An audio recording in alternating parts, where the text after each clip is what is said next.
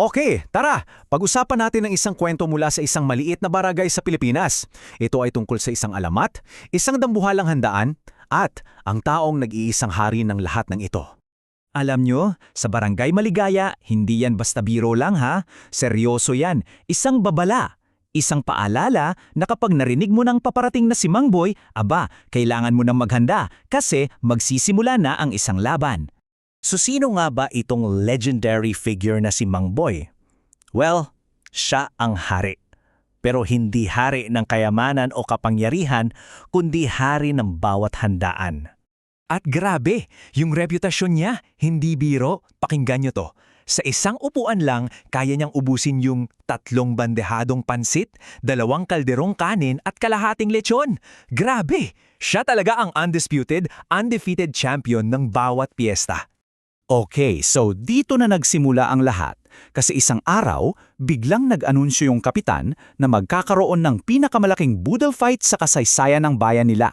At syempre, iisang tanong lang ang nasa isip ng lahat. Darating kaya si Mangboy?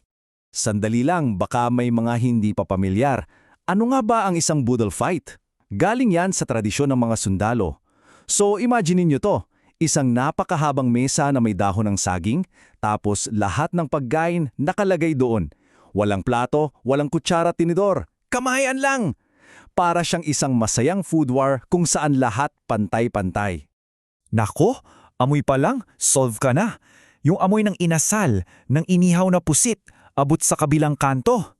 At yung mesa, grabe, parang bibigay na sa bigat ng lechon, ng mga hipon, alimango, at siyempre, isang bundok ng kanin sa gitna. Isang handaan na panghari talaga. Ayun na nga, nang makonpirma na darating ang hari, syempre, nagsilabasan na rin yung mga gustong umagaw ng korona. May mga challengers. Lahat sila, iisa lang ang misyon. Ang talunin, ang alamat.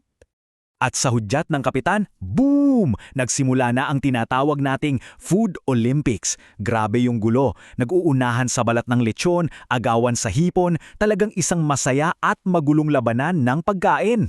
Pero, teka, sa gitna ng lahat ng kaguluhan, may isang tao na iba ang galawan. Si Mangboy, saksakan ng kalmado.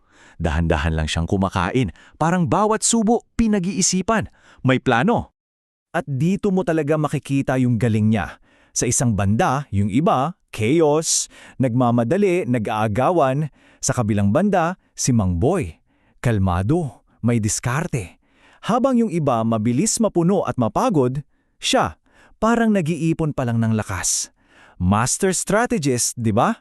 So lumipas ang 20 minuto, yung mga kalaban niya parang pagod na, yung iba sumusuko na. Pero si Mangboy tuloy-tuloy pa rin, parang walang katapusan yung space sa tiyan niya. Kaya ayon, hindi na natiis ni Kapitan, tinanong na niya yung tanong na gustong malaman ng lahat. At ang sagot niya, simple lang pala, pero ang tindi ng dating. Ang budol fight, sabi niya, hindi tungkol sa bilis, kundi sa tiyaga.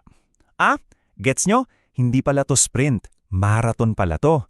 Hindi pabilisan, kundi patagalan. Endurance palang sekreto, hindi speed.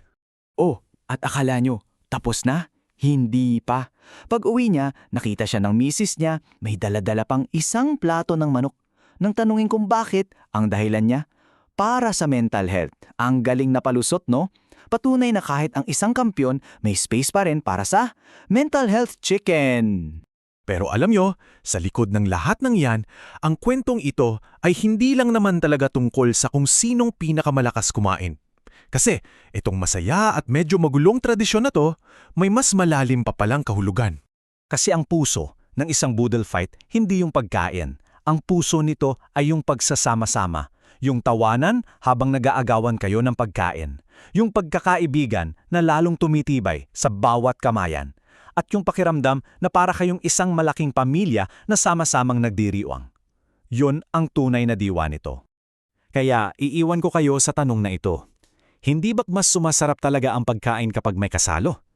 Baka sa simpleng pagbabahagi lang, sa pagsasalo-salo sa iisang lamesa, doon pala nating matatagpuan yung pinakamasarap na parte ng buhay.